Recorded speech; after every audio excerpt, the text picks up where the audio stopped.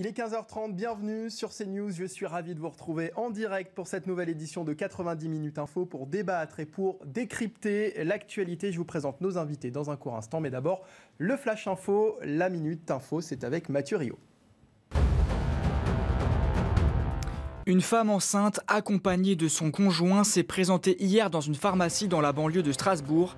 Elle est parvenue à remettre un message écrit à la pharmacienne où était écrit SOS. Cela a permis d'alerter la police et d'arrêter son mari. La femme assure être victime de violences conjugales et de menaces de mort. Un homme condamné à 18 mois de prison ferme pour avoir agressé 2 policiers à Saint-Omer dans le Pas-de-Calais. Ce week-end, cet homme de 34 ans conduisait à grande vitesse. Il était visiblement alcoolisé. Au moment de l'interpellation, il a frappé les 2 agents à coups de poing, notamment au visage. Les policiers ont fini par maîtriser l'individu. Il avait déjà été condamné à 17 reprises. Ce procès continue d'enflammer les États-Unis. Johnny Depp a dénoncé hier les accusations de violence conjugale portées par Amber Heard. Elles sont selon lui ahurissantes. Aucun être humain n'est parfait, mais jamais de ma vie je n'ai commis de violence sexuelle ou de violence physique. Fin de citation. Merci Mathieu Rio. Prochain point sur l'actualité dans un quart d'heure. 90 minutes info, c'est parti. On va débattre ensemble et décrypter de l'actualité avec autour de la table mes invités. Jonathan Sicsou, bonjour. Bonjour. Vous êtes journaliste au magazine Causeur. À vos côtés, Olivier D'Artigol, chroniqueur politique. Bonjour. Vincent Chauvet, vous êtes le maire MoDem d'Autun. Bonjour, merci de nous avoir rejoints également. Et puis William T, président du Cercle de réflexion, le think tank Le Millénaire. C'est bien ça? Oui, bonjour. Tout à fait. Merci à vous 4 d'avoir accepté notre invitation. Dans l'actualité aujourd'hui, tout d'abord, les chiffres du chômage. J'avais envie d'en discuter avec vous.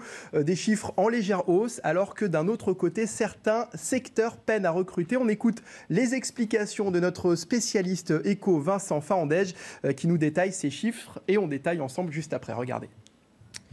Les chiffres du chômage sont tombés hier et sont en très légère hausse pour la première fois en 11 mois. Et bien pourtant, il y a des secteurs en tension où on peine à recruter, notamment le secteur de la restauration. Beaucoup de raisons sont évoquées, notamment le rapport des Français au monde du travail qui a changé après les confinements successifs. Et puis, il y a évidemment la question des salaires trop bas dans ces secteurs en question. Ainsi, eh bien, on estime à 200 000 le manque de saisonniers pour cet été dans la restauration.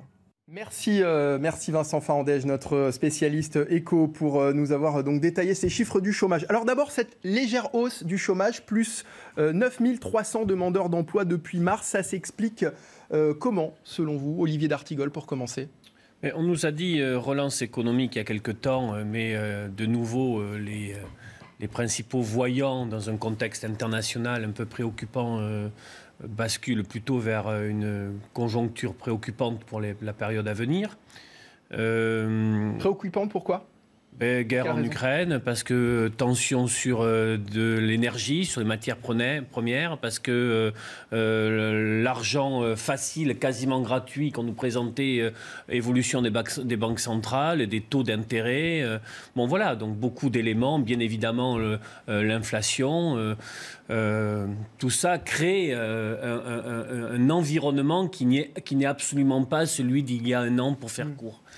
Après, bien évidemment, cela se ressent sur le marché de l'emploi. On a vu qu'il y a eu une réforme de l'assurance chômage qui a engagé un durcissement des conditions de cette allocation. Je sais d'ailleurs que Emmanuel Macron avait dit pendant la campagne que si la conjoncture devenait plus compliquée, il fallait peut-être desserrer cette situation pour les allocataires de ce chômage. Il faut rappeler qu'à peu près un chômeur sur 2 ne relève pas de l'indemnisation. Donc il y a toute cette situation. Et sur les métiers en tension, il faut en effet regarder des problèmes de formation, des problèmes de recrutement, des problèmes, j'ai envie de dire, d'attractivité du métier. Attractivité sur la question du salaire, bien évidemment, parce que on veut pouvoir vivre dignement de son salaire, mais aussi sur les conditions de travail et sur parfois le sens. Il y a beaucoup de personnes aussi, j'en termine là, qui pendant le confinement se sont interrogées sur le sens de leur vie, sur peut-être des mobilités professionnelles, sur une envie de vivre différemment. Donc le confinement pourrait être aussi une raison de cette hausse, légère hausse, hein, on parle vraiment de 3%, hein, vraiment de hausse du chômage, William T. Il n'y a pas que ça. Et, comme Olivier d'Artigol l'a rappelé, il y a 0,3%, pardon. Il y a un contexte économique qui est mauvais, qui n'encourage pas à la confiance des acteurs et des investissements, et en tout cas au fait que les entreprises puissent embaucher, encourager, augmenter la production. C'est le premier élément. Le deuxième point, c'est que le contexte économique qui a été créé par le gouvernement n'est pas incitatif en termes de politique de l'offre. Je pense que le gouvernement s'est trompé de politique économique. Il a eu une bonne politique économique au début du quinquennat, il a eu une bonne politique économique au début de la crise avec le quoi qu'il en coûte, et maintenant il s'est trompé parce qu'il a mal analysé quel est le contexte de cette crise. Le contexte de cette crise basé sur l'inflation est un problème non pas de demande, mais un problème d'offre. Et qu'est-ce que fait le gouvernement pour résoudre le problème économique? C'est qu'il injecte de l'argent. Mais quand vous injectez de l'argent, vous menez ce qu'on appelle une politique keynésienne pour que les consommateurs soient encouragés à consommer. Mais si les consommateurs veulent acheter des produits, mais que les produits ne sont pas fabriqués, vous avez une distorsion entre la demande et l'offre, ce qui augmente du coup l'inflation. Le problème, c'est que le gouvernement doit maintenant désormais mener une politique de l'offre, c'est-à-dire une baisse des taxes, une baisse de la fiscalité pour encourager les entreprises à investir de nouveau. Tant qu'il ne changera pas de doctrine à ce niveau-là, il ne pourra pas relancer l'activité. Il a mis des choses qui étaient intéressantes sur l'investissement, notamment avec France 2030. Il a mis des éléments qui étaient intéressants sur l'assurance chômage, mais même s'il faut aménager, parce que qu'on propose plutôt sur l'assurance chômage, normalement, l'idéal, c'est de faire ça en fonction de la période économique. C'est-à-dire si vous êtes en période de croissance, vous durcissez les conditions. Quand vous êtes en période de récession, vous élargissez les conditions pour sauver les chômeurs. Et la dernière condition, c'est de créer un environnement économique adéquat. Mais si le contexte national ne le permet pas, c'est au gouvernement de le faire, par plusieurs biais. La question de la réglementation, la question de la fiscalité, et toutes les promesses qui ont été effectuées par Emmanuel Macron, notamment sur la baisse des impôts de production et sur la baisse de fiscalité pour encourager les entreprises à investir, doivent être mises en place le plus rapidement. Et il a déjà perdu 4 semaines en attendant la nomination du nouveau gouvernement. Vous êtes d'accord avec ça, Vincent Chauvet, sur la responsabilité du gouvernement ? Bon, déjà, on n'est pas encore en période de récession. On ne peut pas encore parler de crise.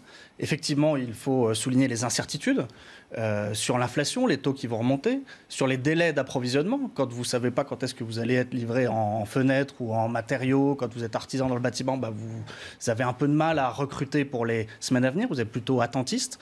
Sur le prix aussi de l'énergie, ça impacte les entrepreneurs, ça impacte aussi les gens qui veulent revenir sur le marché du travail. Quand il faut faire 30 ou 40 km avec sa voiture, eh bien on regarde maintenant un peu plus de savoir est-ce que finalement je vais aller vers cet emploi ou pas.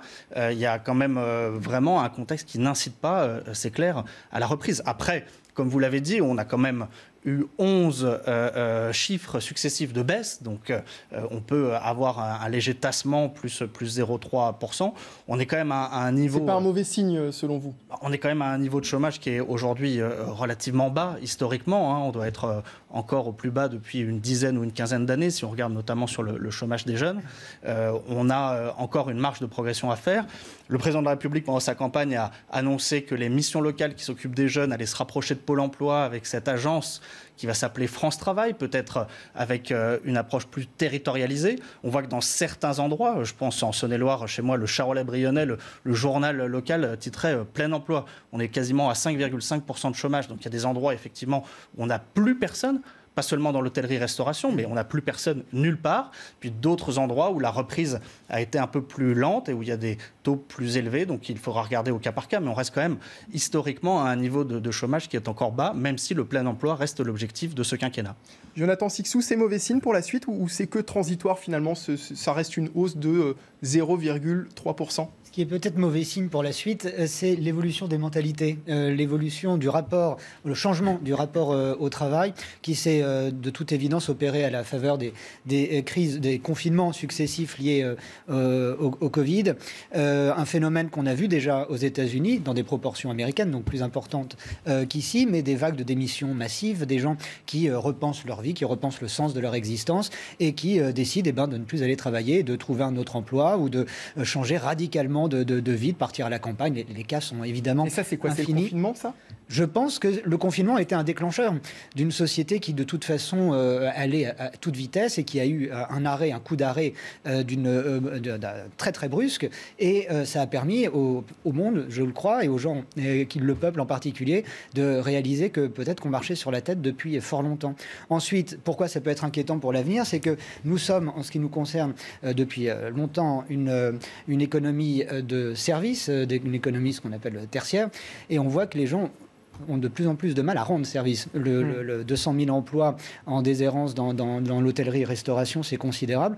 Là où je suis un peu surpris, c'est que le gouvernement nous a tout de suite annoncé qu'il avait signé un accord avec la Tunisie pour faire venir l'été prochain des travailleurs tunisiens pour remplir ces postes vacants et n'a pas mené avant cela peut-être une campagne de sensibilisation pour les plus jeunes, pour les gens qui sont dans des situations précaires, pour leur dire massivement, comme on a des spots gouvernementaux pour plein de domaines différents, pourquoi on n'a pas eu des spots de cet ordre pour inciter les gens dans le domaine. Juste un dernier point aussi, je remarquais dans ces chiffres du chômage, qu'il y avait une autre diminution, c'était celui du taux d'emploi CDI. Et en revanche, ce qui augmente, c'est le taux d'emploi indépendant.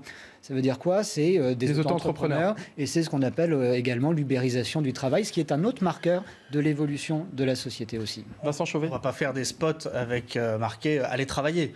Clairement, on en parle beaucoup. Et je peux vous dire que sur le territoire, on fait des job dating. Il y en avait encore un hier à Couches, à côté d'Autun. Et on a plus d'offres d'emploi que de personnes qui se présentent. Quasiment dans tous les secteurs. Alors oui, l'hôtellerie-restauration, parce qu'on est un pays touristique et que le tourisme va reprendre normalement cet été, mais dans tous les secteurs. On a plus d'offres quand on fait des réunions localement dans certains territoires que de personnes qui se présentent. Tous ceux qui viennent, finalement, trouvent un emploi. Donc il y a une vraie difficulté, et effectivement, de formation, même si l'alternance a repris, il faut aller encore plus loin. Bon, là, on a quand même une hausse qui est tout à fait légère, mais c'est ces secteurs qui n'arrivent pas à embaucher. C'est aussi ça qui freine les entreprises à se développer, à pouvoir faire leurs affaires. Et quand vous avez l'hôtellerie-restauration qui n'arrive pas à recruter, ça veut dire que ceux qui vendent des cuisines, ceux qui vendent des produits ménagers, eux aussi sont impactés par ces secteurs qui sont ralentis du fait du manque de main-d'œuvre. Sur le sujet de l'ubérisation du travail, c'est intéressant ce que nous disait Jonathan Sicsou. On le sait, hein, c'est un problème qui a été remis sur le tapis régulièrement durant le quinquennat d'Emmanuel Macron. Est-ce que c'est aussi une des causes de ce changement de... Travailleurs ubérisés mènent des mouvements de lutte partout dans le pays. Il y a eu une tentative d'élection professionnelle il y a quelques jours. En effet, beaucoup de créations d'emplois relèvent de ce secteur-là, de l'auto-entreprise, avec notamment beaucoup de personnes qui ont pensé qu'ils pouvaient se libérer de certaines règles de subordination du travail, pour pouvoir aller chercher une liberté. Mais je fais écho à des jeunes qui sont sur ces vélos ou sur ces mobylettes qui disent « je suis devenu mon propre esclave ».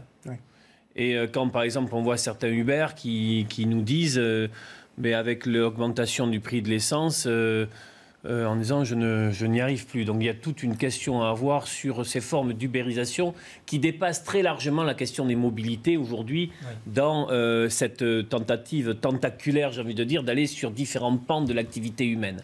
Première chose. Deuxième chose, bien sûr qu'il y a des métiers en tension. Mais quand des enquêtes sont faites par Pôle emploi ou par d'autres, ou par l'UNEDIC, ou par d'autres, je pense que la DARES a dû faire quelque chose, on se rend compte que l'écrasante majorité des chercheurs d'emploi sont de bonne foi et cherchent véritablement un emploi.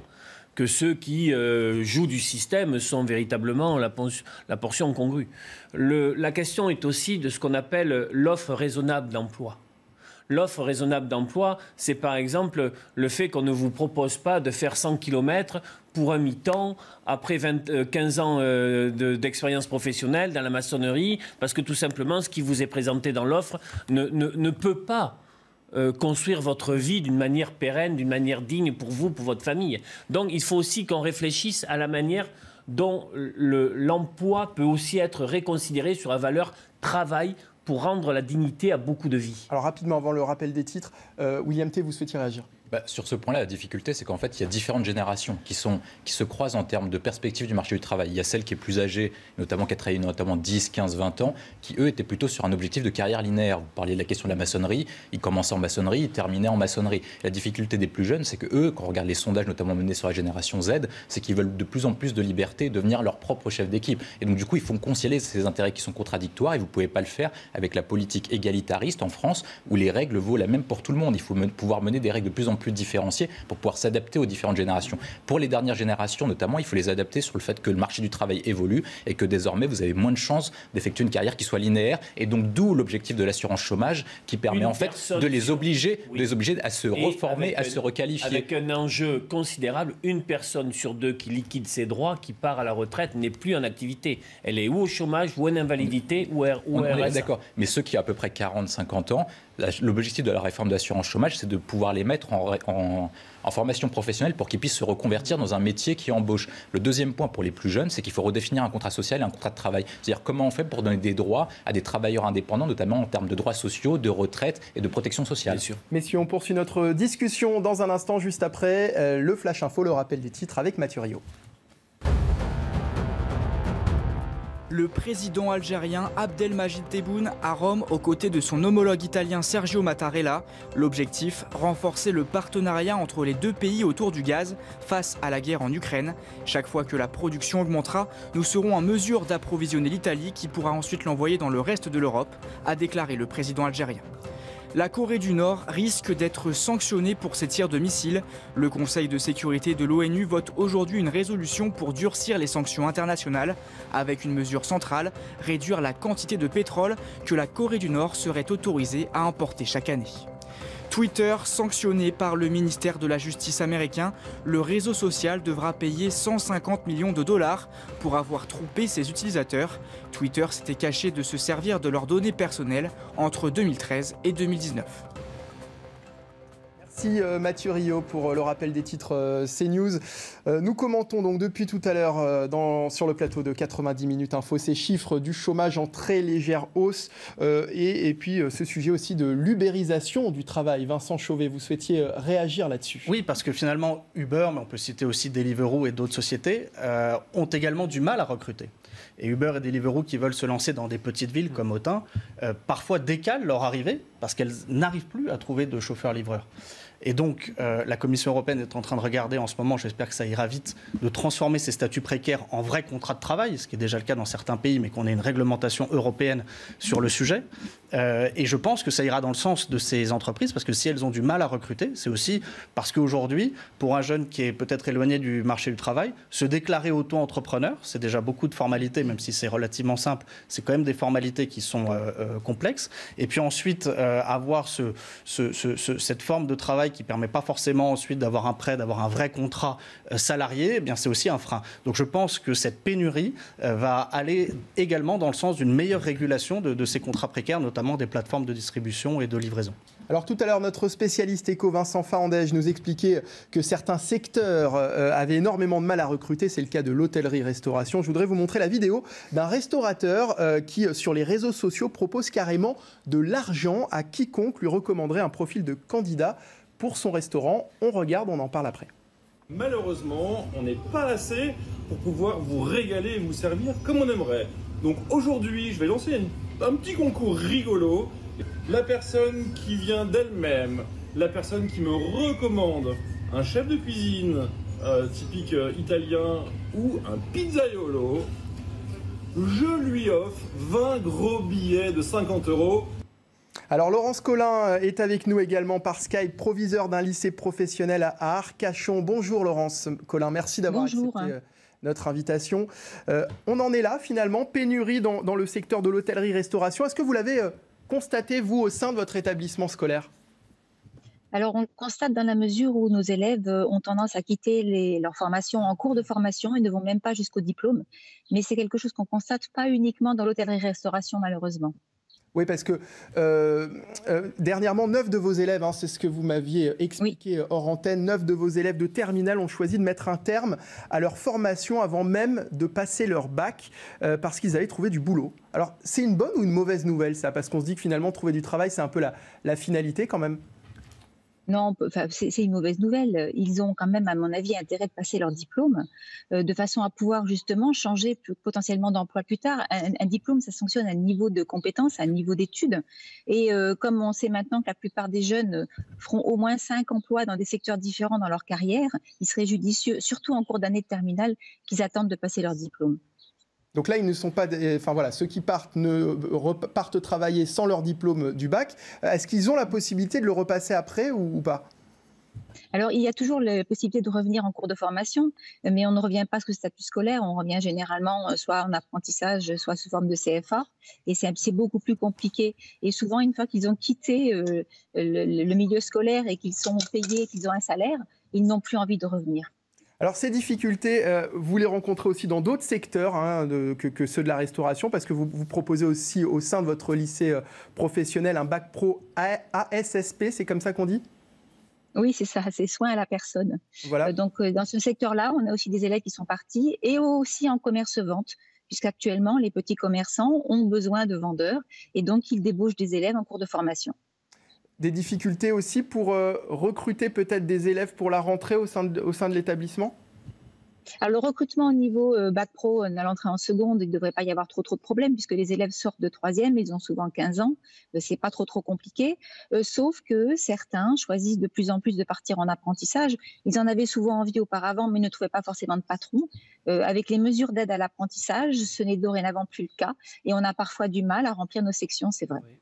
Merci beaucoup Laurence Collin. Je rappelle que vous êtes proviseur du lycée professionnel Condorcet à Arcachon et également secrétaire générale adjointe du SNPDEN, le syndicat des personnels de direction de l'éducation. Merci à vous. Merci d'avoir été avec nous. Alors messieurs, on le constate, c'est un problème qui touche toute la chaîne finalement de ce secteur hôtellerie-restauration, que ce soit le milieu professionnel, le milieu éducatif aussi au sein de ces lycées pro.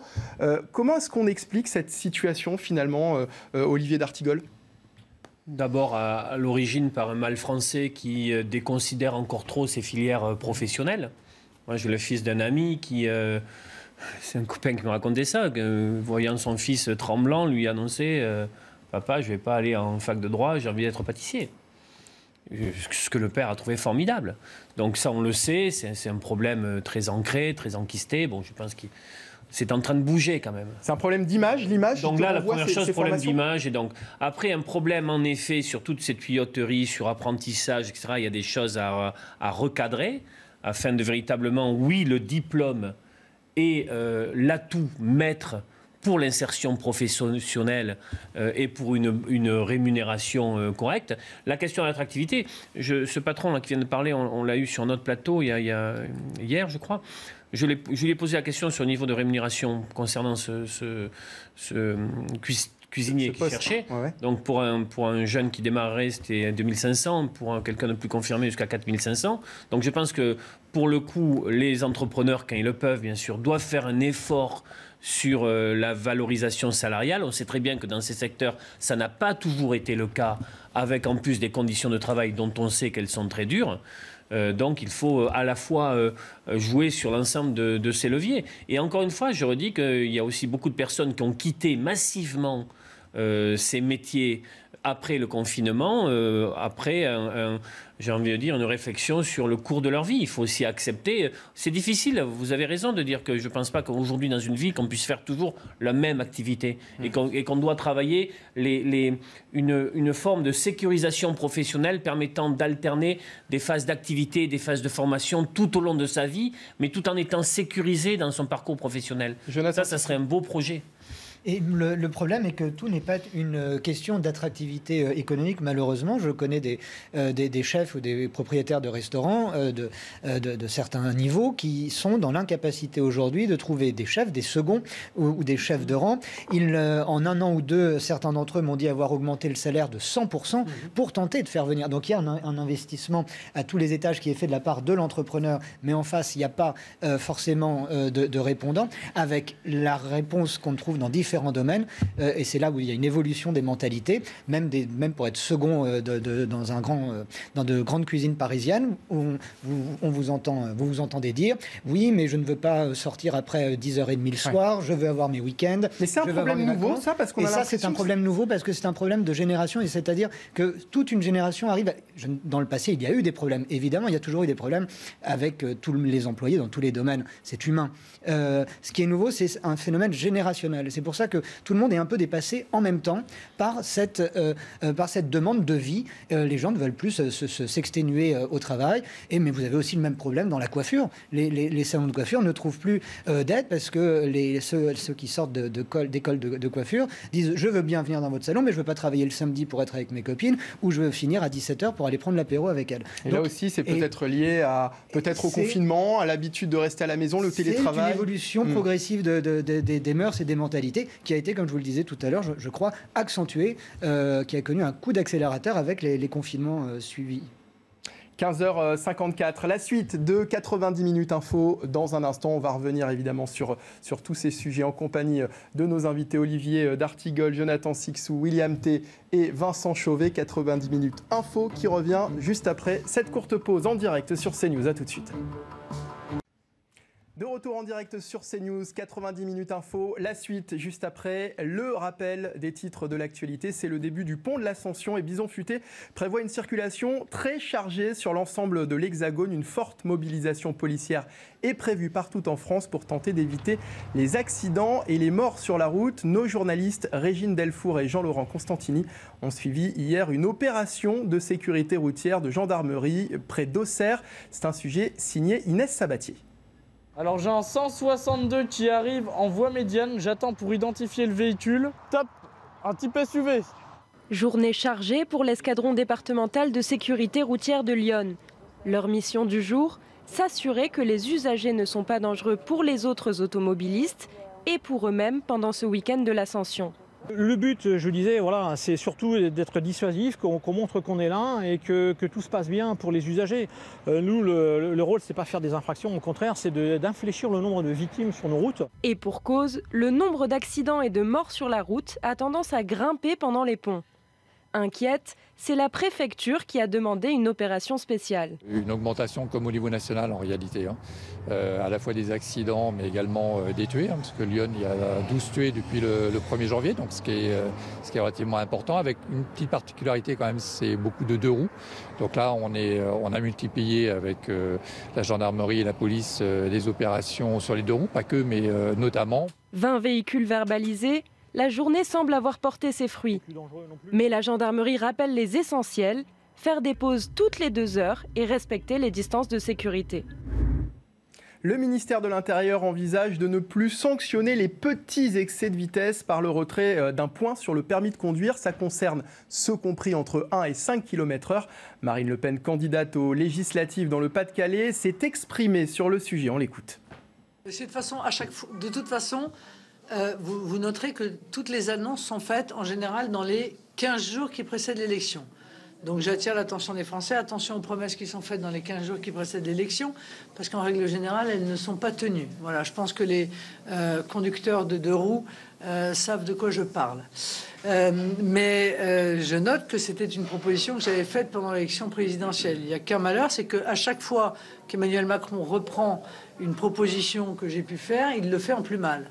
Voilà. Donc ça n'est pas les excès de vitesse de moins de 5 km/h qu'il faudrait supprimer du retrait de points, c'est évidemment ceux de moins de 20 km/h, parce que c'est ce qu'on appelle des petits excès de vitesse.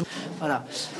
Mais encore une fois, nous serons, je l'espère, assez puissants pour réussir à faire plier le gouvernement sur ce sujet et faire augmenter cette mesure qui a poussé en réalité à des pertes de permis de conduire pour des délits qui étaient des délits, des contraventions qui étaient des contraventions relativement mineures. Et ça fera l'objet de notre débat tout à l'heure. Faut-il intensifier la lutte contre les rodéos urbains ? 96% d'entre vous répondent oui. C'est le résultat de notre dernier sondage CSA pour CNews. Mais comment lutter contre ces rodéos urbains ? Nous vous avons posé la question. Écoutez. Il n'y a quasiment aucune souci des mineurs. Je pense qu'ils prennent le véhicule, ils l'immobilisent. Voilà, il n'y a rien, quoi. Sensibiliser, ça ne fonctionne pas beaucoup. Donc souvent le souci pour faire ça serait de faire payer les gens. C'est le seul moyen qu'ils arrêtent vraiment ou qu'ils puissent changer. Je pense pas qu'on soit assez sévère avec eux. Moi-même, étant petit, je fais des rodéos urbains. Mais j'ai eu un accident, donc j'ai compris ça m'a servi de leçon. J'en ai parlé autour de moi, ils ont compris. Il y en a certains qui ont arrêté de conduire des scooters. et d'autres qui n'ont pas compris. Dans le reste de l'actualité, à Grenoble, le tribunal administratif suspend la décision d'autoriser le port du burkini dans les piscines municipales grenobloises. Le maire Éric Piolle a annoncé sur Twitter qu'il allait faire appel. Les précisions de Geoffrey Defebvre. Le burkini, c'est fini. C'est en tout cas ce qu'a ordonné le tribunal administratif de Grenoble. Dans son ordonnance, il a indiqué à la mairie de Grenoble que le règlement des piscines autorisant le port du burkini était contraire à la neutralité du service public. Voté le 16 mai dernier par le conseil municipal d'Éric Piolle, le nouveau règlement intérieur des piscines municipales autorisait à partir du 1er juin le port du burkini, ainsi que la pratique du sein nu. À l'initiative du référé laïcité du préfet de l'Isère auprès du tribunal, Gérald Darmanin se félicite de cette décision.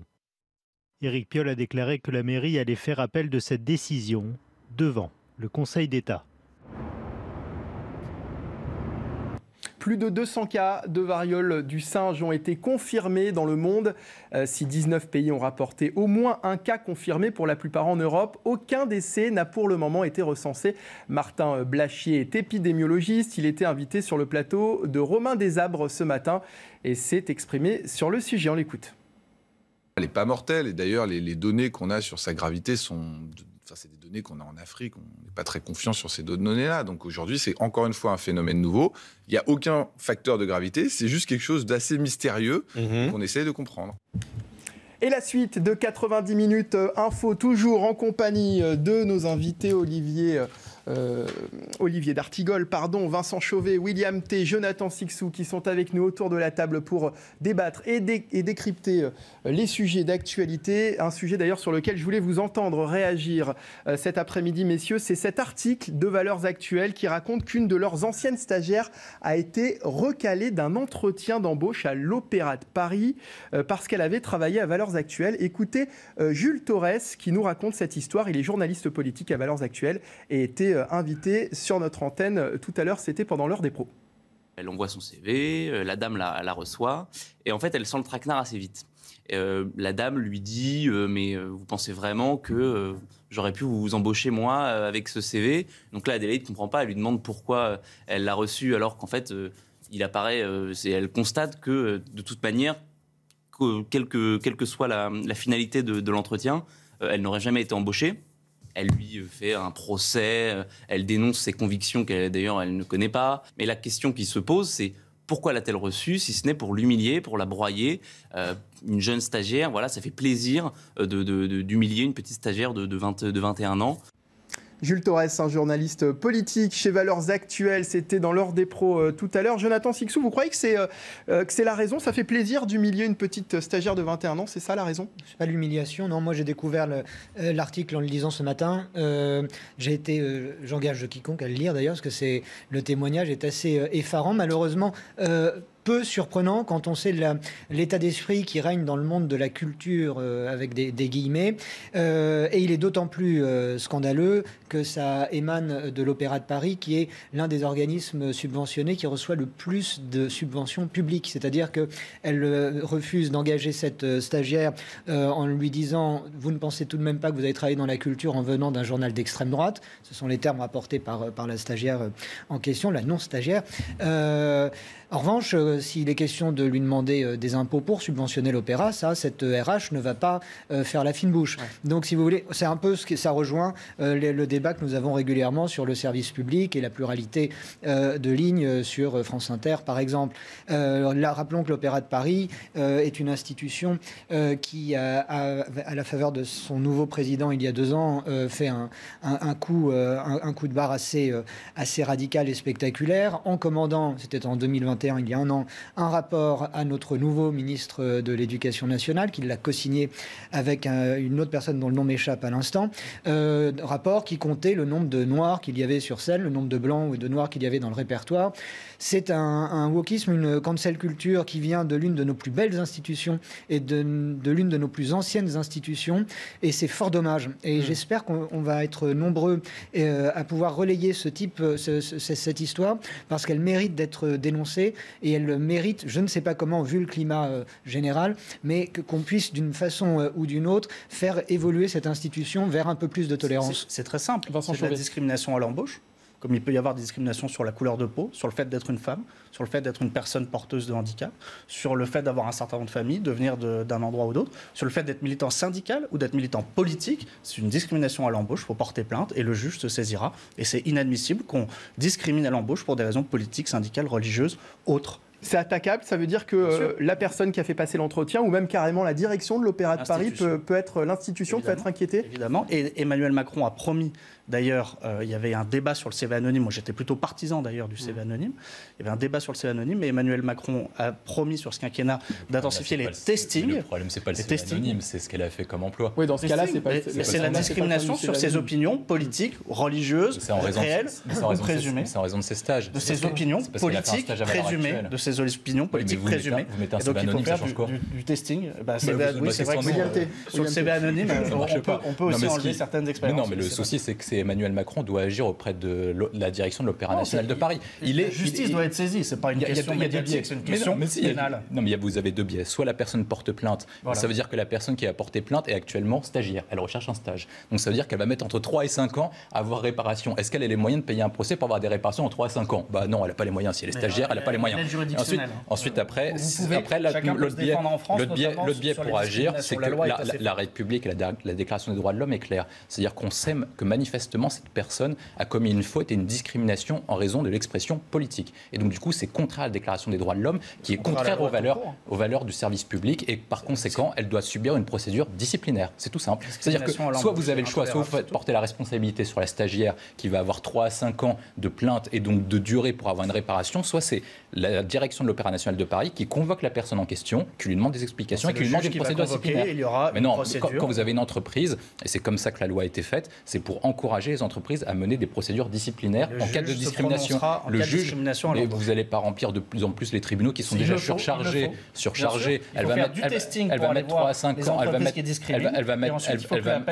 va mettre 3 à 5 ans. Elle est stagiaire. Elle n'aura pas les moyens de tenir une telle pression. Et surtout, il faudra qu'elle trouve un autre stage. Elle va obtenir réparation. Le seul moyen qu'elle obtienne réparation. Valeurs actuelles, se répand. C'est devant le juge, porter plainte. William T, selon vous, c'est au président de la République de saisir. Je pense que c'est en tout cas minima au ministre de la Culture de convoquer le directeur de l'Opéra national de Paris, de lui demander d'entamer une procédure disciplinaire envers la personne qui a entamé une procédure de discrimination. La procédure de discrimination est contraire aux valeurs républicaines. Par conséquent, l'Opéra national de Paris dépend d'un service public et comme c'est contraire aux valeurs du service public et au contraire à la loi, elle doit entamer une procédure disciplinaire en vue d'un licenciement. C'est comme ça que ça fonctionne dans n'importe quelle entreprise. Ça aurait été quelqu'un de gauche, on aurait directement demandé sa démission à la personne. Tout simple. Jonathan Sicsou nous disait tout à l'heure qu'il n'y avait pas d'humiliation, il y a quand même une forme de sadisme. Oui, non, je disais qu'il n'y avait pas c'est sadique de faire venir la motivation première, selon moi, n'était pas, et à la lecture de l'article, n'était pas l'humiliation de cette jeune femme. Oui. C'est la lecture que j'en ai faite ensuite, qu'il y a eu cette manifestation de discrimination au nom de l'ouverture d'esprit. C'est pas la première fois qu'on peut le voir. Parce qu'il y a quand même quelque chose de sadique de faire venir quelqu'un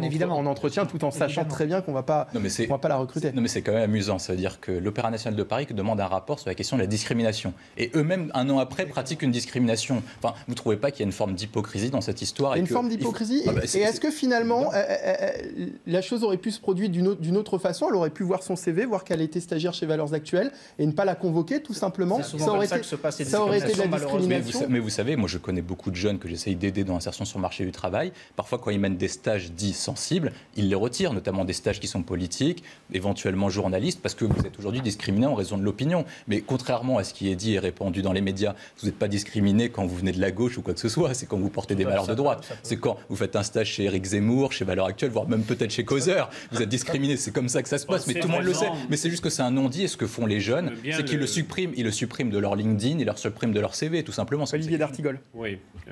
D'abord, il faut regarder. Je pense que l'Opéra de Paris doit en effet regarder de près ce qui s'est passé et réagir à bon escient. Si vous pensez véritablement qu'être un militant de gauche, notamment un militant syndical, c'est le meilleur.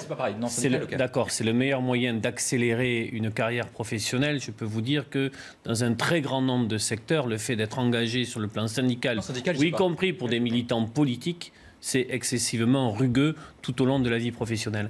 Et après, ça doit poser la question de l'ensemble des formes de discrimination au travail. C'est-à-dire que moi, j'avais bien aimé quand justement l'anonymisation du CV a été mis en place, quand ce testing a été fait, on était tombé quand même sur des résultats effrayants. effrayant, notamment pour la forme d'interdiction, de barrage violent fait à une jeunesse des quartiers populaires issus de l'immigration.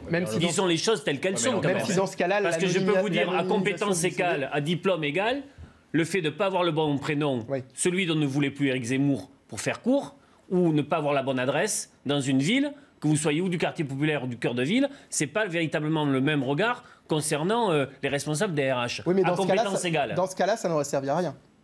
C'est-à-dire, non, dans ce cas-là, non. Ça n'aurait servi à rien. Pour citer l'article, il lui aurait été dit que ses convictions n'avaient rien à voir avec celles défendues par le directeur de l'Opéra, Alexander Neff. Il ne faut pas la convoquer. Ça veut dire que pour travailler quelque part, il faut partager les opinions politiques de la loi. C'est pas parce que vous faites un stage à valeur que... C'est même pire que ça, c'est que le monsieur, on s'en contrefiche de ses opinions politiques. Il est directeur... Ça fait partie de la sphère privée, en plus de ça. Non, mais c'est qu'il est directeur de l'Opéra National de Paris. Je pense pas que ce soit le directeur. Il dépend de l'Opéra National de Paris, qui est un service public, et donc du coup, qui dépend de l'argent des Français. Donc j'ai envie de dire à ce monsieur que ses convictions, on s'en fiche complètement. Il est là pour respecter les convictions des Français, respecter là pour la politique du gouvernement en termes de rayonnement, en termes de politique culturelle. Donc ses convictions, il se les garde pour lui, comme cette RH, elle garde ses convictions pour elle. Elle doit faire appliquer la loi et la politique menée par le gouvernement. Ça sent chauvé. Il y a des entreprises qui sont dites de tendance. Par exemple, si vous voulez postuler à un job dans l'Église catholique, c'est une entreprise de tendance. Il peut y avoir une demande de respecter les valeurs, même si on sait très bien que d'ailleurs il y a des gens qui ne sont pas catholiques qui travaillent pour l'Église catholique. L'Opéra de Paris, c'est un service public qui est soumis au principe de neutralité et évidemment de non-discrimination. Donc il est très clair qu'à part quelques toutes petites entreprises ou établissements qui sont reconnus comme entreprises de tendance, dans tout le reste de la sphère professionnelle, il est interdit de discriminer sur des opinions politiques ou religieuses présumées, réelles ou supposées. On poursuit dans un instant, juste après, le Flash Info, le rappel des titres, signé Sandra Tchambo. 4 morts dans de nouveaux bombardements sur Kharkiv. L'annonce a été faite ce jeudi par le gouverneur régional. Au moins 7 personnes ont été blessées. Les autorités appellent les habitants à rester aux abris. Erreur sur les pensions retraite. La Cour des comptes lance une alerte. Elle a émis des réserves concernant la branche vieillesse de la Caisse nationale d'assurance vieillesse. En 2020, environ une pension sur 7 comportait une erreur, soit un manque à gagner de plus d'1 milliard d'euros pour les bénéficiaires.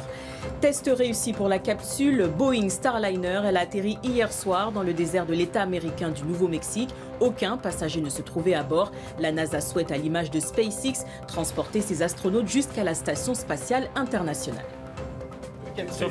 Merci Sandra Tchambo pour le rappel des titres CNews et de retour dans 90 minutes info pour continuer de débattre ensemble, notamment sur cet article de Valeurs Actuelles concernant cette ancienne stagiaire qui, lors d'un entretien d'embauche à l'Opéra de Paris, a été recalée parce qu'elle avait été stagiaire à Valeurs Actuelles. On en débat avec vous, messieurs.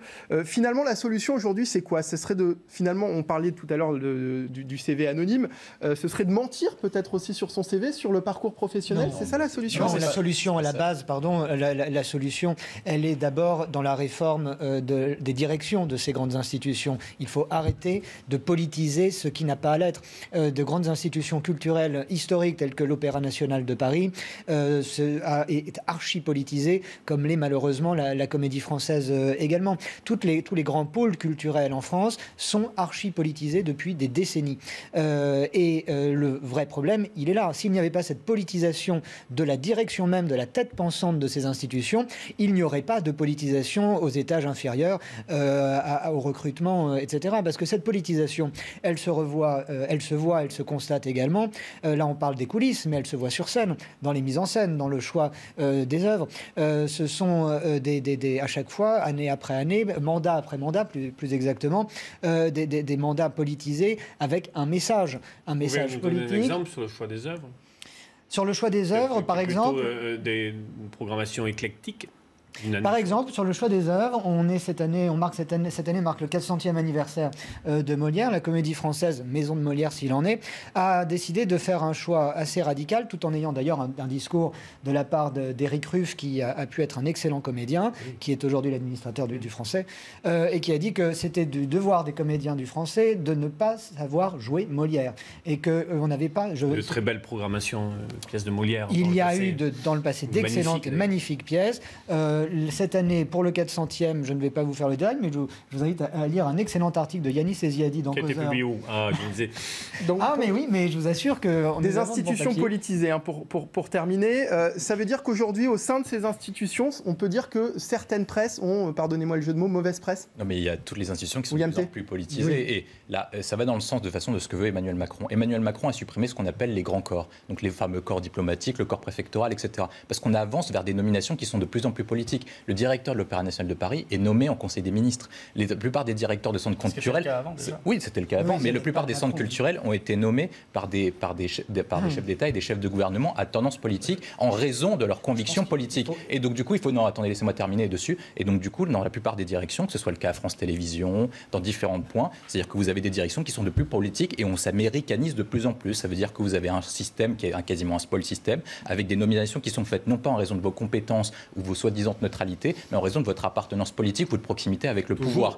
Ça a toujours été le cas, mais c'est accéléré depuis une dizaine d'années.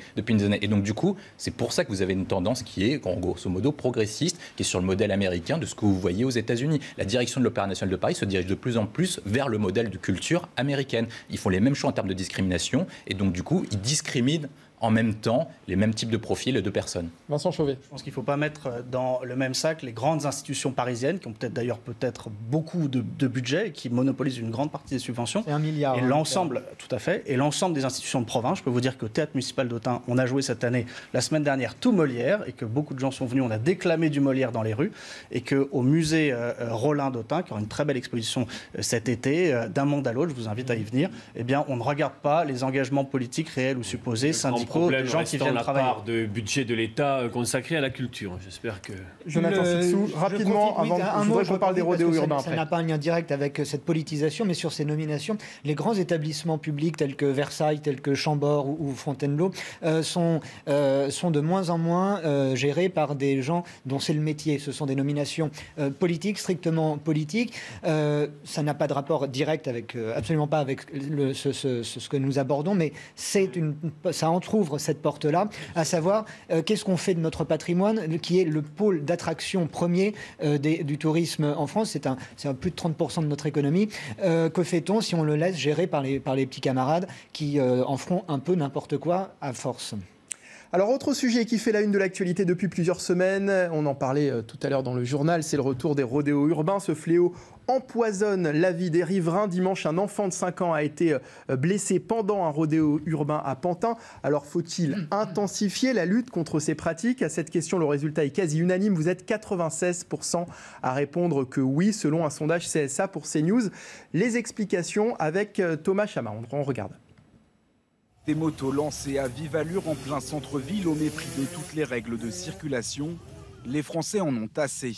Selon un sondage CSA pour CNews, 96% des personnes interrogées souhaiteraient intensifier la lutte contre ces pratiques. Oh, c'est dangereux, franchement c'est dangereux. C'est dangereux pour tout le monde, quoi. En fait, les gens ils sont inconscients, quoi. C'est vrai que c'est un plaisir de pouvoir rouler comme ça en ville, mais bon, c'est pas le but, quoi, malheureusement, quoi. Il y a des terrains qui sont adaptés pour ça. Que c'est un manque de civisme. C'est un non-respect de l'environnement et des individus en général. Voilà, on n'a pas à se comporter comme ça en ville. Il faudrait être plus sévère, mais l'interdiction de permis, par exemple, je suis pas sûr que ce soit la meilleure sanction, sachant que ces gens ne sont pas forcément titulaires du permis. Les rodéos urbains sont passibles d'1 an d'emprisonnement et de 15 000 € d'amende. Pour interpeller les auteurs, le maire de Pierre-Bénite dans le Rhône a trouvé la parade. De son côté, Jérôme Moroge a fait progresser les effectifs de la police municipale. Mais d'un côté, il a ici équipé en véhicule, en matériel, sa police municipale. Il a mis de la vidéoprotection, il a mené des campagnes de prévention, ce qui fait qu'aujourd'hui, à Pierre-Bénite, dans le Rhône, les rodéos urbains ont largement diminué. L'an dernier, les condamnations pour rodéos urbains ont augmenté de 40% par rapport à 2020. Bon, alors faut-il sanctionner davantage les rodéos urbains ? Je pense qu'autour de la table, on est tous d'accord vous êtes tous d'accord sur la question ? Oui, Jonathan Sixou ? Oui, je ne me situe pas dans les 3% du camembert qu'on vient de voir. Sur les 96%, est-ce que certains font partie des 4% ? Parce que la question, c'est pas comment on sanctionne. Comme vous l'avez dit dans le reportage, c'est puni déjà d'1 an d'emprisonnement et de 15 000 € d'amende. Et moi, en tant qu'officier de police judiciaire sur la commune, j'ai pu constater, il y a des gens qui ont fait, malheureusement, des jeunes qui ont fait de la prison pour ça. En Réunion, c'est 2 ans d'emprisonnement, 30 000 euros d'amende, et sous l'emprise de stupéfiants, c'est 3 ans d'emprisonnement, 45 000 euros d'amende.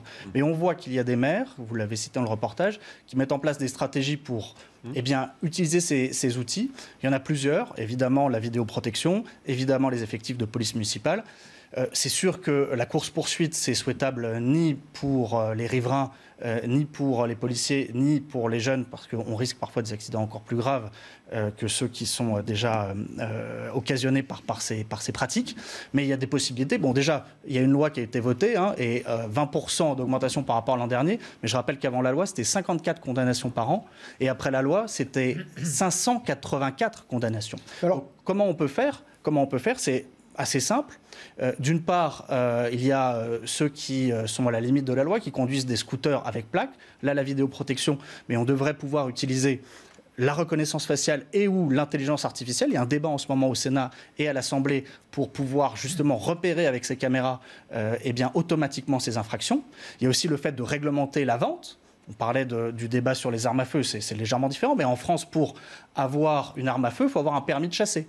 Ou alors être dans un club sportif. Eh bien, pour avoir une motocross sans plaque, il faudrait pouvoir être membre d'un club de motocross et pratiquer ce sport de manière réglementée. Aujourd'hui, c'est en vente libre et donc on peut les saisir, les détruire, mais si les parents ou le jeune s'en rachètent un, c'est une course sans fin. Donc il y a ça. Alors pourquoi ce qui a été fait jusque-là ne fonctionne pas ? Ça fonctionne quand même. Et comme l'a dit, dans beaucoup d'endroits, ça a quand même beaucoup baissé.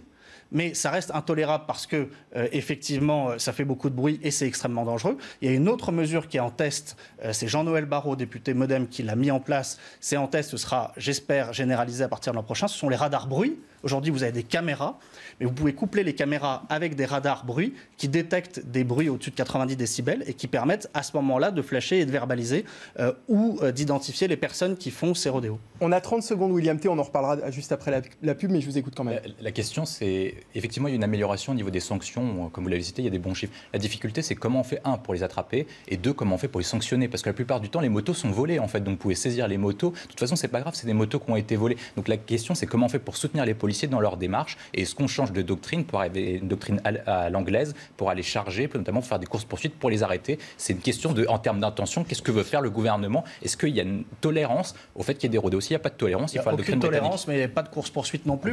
Visiblement, il n'y a pas de tolérance, alors ça s'appelle de l'accommodement. Il y a 16h25. Vous avez 584 condamnations par an. 16h25, la suite de 90 minutes info juste après la pub. Juste après la pub, oui. Quasiment 16h30, 90 minutes info. La suite dans un instant, ce sera juste après le Flash Info, le rappel des titres signé Sandra Thiombo. Un ancien patron du Louvre soupçonné d'être impliqué dans un trafic d'antiquités. Il s'agit de Jean-Luc Martinez. Les œuvres, elles, proviennent du Proche et Moyen-Orient. Martinez a été mis en examen hier pour blanchiment et complicité d'escroquerie en bande organisée. Il conteste sa mise en cause dans ce dossier. Nouvelle directive européenne sur les promotions en magasin. Dès samedi en France, les commerçants devront afficher le prix de référence des produits. La promotion effectuée devra également apparaître en dessous. Seule exception pour les produits périssables et les nouveaux arrivages. Objectif, lutter contre les fausses bonnes affaires. Le Texas pleure ses enfants morts, la colère monte aux États-Unis. Le gouverneur républicain du Texas a été pris à partie hier en pleine conférence de presse. Son rival démocrate l'a rendu responsable de la tuerie survenue dans l'école d'Uvalde. Il s'est avancé vers Greg Abbott avant de crier « C'est de votre faute ». Merci Sandra et à tout à l'heure, 90 minutes info. Nous sommes de retour en direct sur CNews en compagnie de Jonathan Sixou, Olivier D'Artigol, Vincent Chauvet et William T. Merci d'être avec nous pour continuer de débattre sur le sujet des rodéos urbains qui font encore une fois la une de l'actualité avec dimanche cet enfant de 5 ans qui a été blessé pendant un rodéo urbain à Pantin. Alors, faut-il intensifier la lutte contre les rodéos urbains? Il y a ce sondage CSA pour CNews qui dit que 96% des Français disent que oui. Mais comment les intensifier davantage? Est-ce que finalement ce qui a été fait avant suffit? C'est la question qu'on se posait juste avant la pub. Je pense qu'il y a un point qui est important, c'est que le fait que les policiers soient soutenus dans leur démarche. La difficulté, c'est que parfois ils ont peur d'y aller, parce que, et admettons qu'un policier y aille, et donc du coup blesse une personne qui fait du rodéo. Qui est-ce qui va avoir sa carrière mise en danger? Qui est-ce qui va avoir des tags en bas de chez lui avec des appels à la démission, des appels à la violence policière? C'est le policier qui va l'avoir. Et donc vous aurez des types qui vont se balader avec une pancarte, justice pour X. Et c'est pour ça que les policiers ont du mal à intervenir. Parce que la hiérarchie, notamment en termes du ministère de l'Intérieur, ne soutient pas assez ses policiers dans ce type de marche pour aller les chercher. Oui, il y a aussi une doctrine. Olivier Darcigol. Mais il y a une doctrine. Vous savez pourquoi? C'est depuis Malik Oussekine, tout simplement. C'est-à-dire qu'il y a un fait qu'on a une tolérance. Non, mais vous avez une tolérance, et la question, c'est pour ça que je parlais de la question tout à l'heure, c'est la question de l'objectif. Est-ce qu'on veut mettre tous les moyens pour stopper les rodéos? Si on veut mettre le cas, il faut donner les moyens aux policiers pour le faire. Si on veut faire une doctrine mixte, c'est-à-dire en gros accepter, mais avec des accommodements raisonnables, vous suivez monsieur. Et sinon, si vous laissez faire, vous laissez faire. Ne nous enfermons pas dans l'idée que si une voiture de police vient pas tamponner un jeune qui a cette activité et non casqué, on serait dans l'impunité totale. Je ne crois pas ça. Je crois qu'il y a un champ de choses à faire qui peuvent avoir leur forme d'efficacité. Je pense que là, je vois les chiffres, qu'il y a des saisies d'engins de manière assez forte. 94 dans le département de 93. Alors justement, je pense qu'il y a, quand on met autour d'une table, à l'échelle d'un territoire, l'ensemble des acteurs, police, justice, élus locaux, y compris tout ce qui relève de services sociaux, politique de la ville, etc., qu'on peut, dans la maille fine, obtenir résultat. Vous allez me dire que je suis un doux rêveur, mais on prend le problème quand déjà le MOM il est en train de faire le con sur sa truc. Mais est-ce qu'on peut agir en amont pour faire en sorte qu'il n'aille pas dans ce type de comportement et lui dire t'aimes la mécanique, Betty, on va te proposer de faire ça et ça. Moi, ce que je viens de dire, je pense qu'on peut encore faire ça. C'est que justement le gouvernement a pris des différentes mesures, notamment en termes de réponse pénale et sur plusieurs réponses a priori. Donc effectivement, on peut peut-être en rajouter de nouvelles, mais est-ce que ça changera foncièrement? Je vous parle pas là de la. Non, mais je vous parle d'agir en amont. Oui, en amont. Mais est-ce que ça peut changer foncièrement le phénomène? Justement, la question, pour agir foncièrement sur le phénomène, il faut avoir une réponse qui est nouvelle. On ne répondra pas aux mêmes problèmes en posant les mêmes questions. La réponse, c'est la peine de mort pour ceux qui le font, ils ne le méritent pas. Il y a en revanche. Mais la peine de mort, vous pensez que les policiers sont des meurtriers? Mais non, mais si vous faites des courses-poursuites, c'est ce qui risque de se passer. Courses-poursuites, pensez que le policier, il arrive et il se dit tiens, je vais tuer quelqu'un, c'est l'objectif de la journée. Mais c'est pour ça qu'il faut pas de courses-poursuites d'ailleurs. C'est exactement pour ça qu'il faut pas de courses-poursuites. Vincent Chauvet d'abord, ensuite on écoute l'intervention de Mathieu Vallée. Simplement, vous l'avez dit, votre première question, faut-il sanctionner plus? Les sanctions, elles sont là depuis la loi de 2018. C'est ce gouvernement, enfin le précédent, c'est Emmanuel Macron qui les a fait voter. Votre deuxième question, c'était faut-il intensifier la lutte? Oui, et il y a des nouveaux moyens. On a parlé des radars anti-bruit, on a parlé de la restriction de la vente. Il y a aussi un moyen qui est efficace depuis cette année pour les polices nationales et pour les gendarmeries sont les drones. J'espère normalement dans la prochaine loi pour les polices municipales aussi, pour permettre justement, parce que ces motos, quand elles sont poursuivies, elles prennent les chemins de traverse, elles vont dans le gazon, etc., pour permettre de suivre, de loger. Et quand on a trouvé la cave où est cette moto, parce qu'elle ne tourne pas toute la journée non plus, de pouvoir y aller avec du renseignement en lien avec les acteurs de quartier et aller saisir et détruire les véhicules. Alors, autre solution proposée, c'est la saisie des véhicules. Je sais que William T, vous n'êtes pas tout à fait d'accord avec cette question. Ce matin, Mathieu Vallée, qui est secrétaire national adjoint du syndicat des commissaires de police, était l'invité de Romain Desarbres dans la matinale CNews. Pour lui, donc, il faut saisir les deux roues des personnes interpellées. On l'écoute et on en parle juste après. Il faut arrêter de tergiverser. Lorsqu'on saisit ces deux roues, propriétaire ou pas, utilisateur propriétaire ou pas, il faut détruire systématiquement ces deux roues. On tape au portefeuille, on tape chez les voyous, on les interpelle. Il faut aussi qu'il y ait des sanctions sévères de manière à ce qu'en fait, à la fois les dealers, les occupations de l'immeuble et ces rodéos, c'est ce qui aujourd'hui fait le triptyque de l'insécurité en France, avec évidemment ces voyous qui fracassent les victimes au quotidien et que les Français ne supportent plus. Bon alors, est-ce qu'il faut saisir ou pas ces deux roues? Il faut saisir, détruire et médiatiser. Il y avait quelque chose qui avait très bien marché dans ma ville. Détruire et médiatiser. William T. Vous aviez une rangée de véhicules saisis et vous aviez un bulldozer qui passait et diffusé sur les réseaux sociaux, dans la presse locale, etc. Ça, c'est pédagogique, ça, c'est utile. Il faut le faire de plus en plus et montrer les images.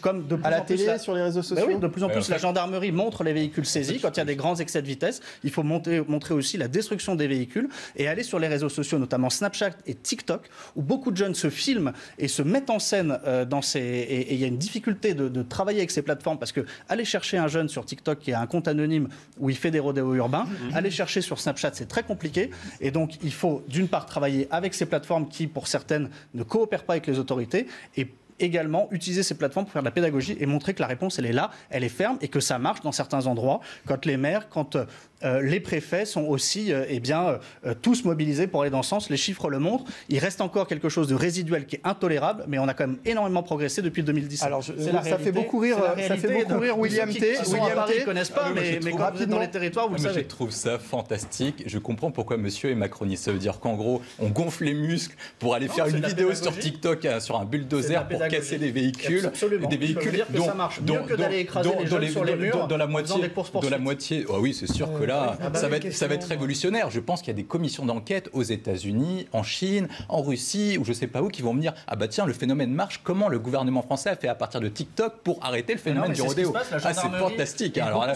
comme phénomène. Ensuite après, moi je connais moins le dossier que Mathieu Vallet. Je le reconnais volontiers. Moi, j'ai un souci, notamment en termes de destruction des véhicules, c'est la question du fait que la plupart du temps, les véhicules sont volés. Et on ne sait pas auprès de qui ont été volés. Effectivement, Mathieu Vallet va à une solution de simplicité en disant on détruit tous les véhicules, comme ça on arrête le phénomène de rodéo. Mais imaginez que vous avez été une personne normale et que vous avez été un véhicule qui a été volé. Ça pose des questions en termes de droit de propriété et en termes d'assurance et d'emboursement. Moi, je me pose très sérieusement une question. Si l'objectif de ces brillants conducteurs n'est pas de pourrir la vie du voisinage, pourquoi n'y a-t-il pas des organisations à l'échelle municipale ou départementale pour leur construire ou leur donner des circuits, comme il y a des circuits d'auto, comme il y a des circuits cross. Mais je pense qu'ils veulent prenez des licences, vous aurez l'ordre d'avoir défier l'autorité aussi. Sinon, il nous reste 3 minutes avant la pub. Je voudrais qu'on parle de la fête des mères parce que c'est ce week-end, la fête des mères. Et c'est une fête dont on parle beaucoup en ce moment, car beaucoup d'établissements scolaires, de plus en plus d'établissements scolaires, ont décidé de remplacer la fête des mères, mais aussi la fête des pères, puisque là c'est la fête des mères ce week-end, dans 3 semaines ce sera la fête des pères. Ils ont décidé de remplacer ces fêtes par la fête des gens qu'on aime. C'est joli comme nom, ça, la fête des gens qu'on aime. Vincent Chauvet. C'est très joli. Il y avait un mot en grec pour ça, ça s'appelait storgé. C'est l'amour filial, que le parent soit biologique ou que ce soit une parenté morale. Effectivement, alors c'est certaines écoles qui le font. On connaît malheureusement, quand on est mère, des familles, quand on est mère MAIRE, des familles où l'un des parents est décédé, par exemple, l'un des parents est parti, remettre au goût du jour, peut-être de manière un peu provocatrice pour là, mais en tout cas, cet amour filial, je pense que c'est important dans une société où la famille reste le noyau central de l'organisation du vivre ensemble, de pouvoir remercier ses parents, même si on n'en a qu'un ou même si on en a deux qui sont du même sexe. Jonathan Sixou, bonne ou mauvaise idée de remplacer la fête des mères et la fête des pères par la fête des gens qu'on aime? Je ne recommande que la lecture de l'œuvre complète de Philippe Muret. Ça va nous éclairer, ça éclairera quiconque sur ces bons sentiments dégoulinants et au point d'en être franchement poisseux, qu'il y ait la fête des mères, la fête des pères. Toutes ces fêtes sont devenues des arguments commerciaux depuis tellement d'années, que ce soit pour tel ou tel membre de la famille. En plus, cette formulation, la fête des gens qu'on aime, ça sent aussi un petit peu et de loin l'effacement du père et de la mère. Comme ça, on n'a pas à faire de jaloux au sein de la famille, c'est papa ou maman. Non, je vous aime tous les deux, donc je n'ai pas, si j'ai 2 papas, si j'ai 2 mamans, ou je ne sais pas trop ce qu'ils sont, au moins je vous aime, donc je peux vous fêter. Certains disent que c'est une façon de déconstruire les familles. Vu le climat dans lequel nous baignons, il est difficile de ne pas aussi voir ça, oui. Olivier d'Artigol, vous n'êtes pas d'accord avec ça? Tant que vous ne dites pas que c'est un lien à la pénurie de pâtes alimentaires pour pouvoir faire les colliers. Parce qu'on est parti assez loin. Est-ce qu'on peut faire confiance aux instituts? Moi, j'ai été marqué dans ma scolarité par de formidables institutrices et instituteurs. Et je pense qu'ils ont le discernement depuis des années pour savoir qu'il y a des cas particuliers, qu'il y a des enfants qui ont pu perdre leur mère, ou y compris que la cellule familiale n'est pas la cellule traditionnelle telle que vous la concevez. Et pour ces gamins particuliers, trouver les réponses et les solutions. Dire peut-être que le petit cadeau que tu vas faire, tu mettras à côté la photo de ta maman. Et puis peut-être que les gens... Mais là, tu vas faire quelque chose pour quelqu'un que tu aimes. Donc je pense que les instituts sont en très grande capacité dans le discernement et au cas par cas de faire ce que notre société peut faire aujourd'hui, sans élever dans le pays un grand débat où on va s'entre-déchirer sur les papas et les mamans. Voilà, ça rentre dans quel... Et on va terminer là-dessus. Merci messieurs, merci d'avoir été avec nous cet après-midi. Jonathan Sixou, je rappelle que vous êtes journaliste au magazine Causeur, Olivier d'Artigol, chroniqueur politique, Vincent Chauvet, vous êtes le maire MoDem d'Autun, et puis William T, président du cercle de réflexion le millénaire. Restez avec nous, l'actualité continue sur CNews.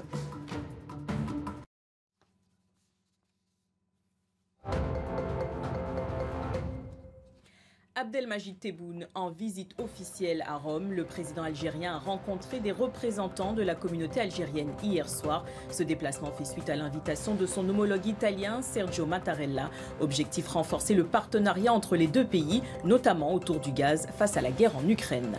La sœur de Benjamin Brière appelle Paris à taper du poing sur la table. Elle demande la libération des 4 Français retenus en otage selon elle par Téhéran, parmi eux son frère. Cela fait maintenant 2 ans qu'il est incarcéré en Iran.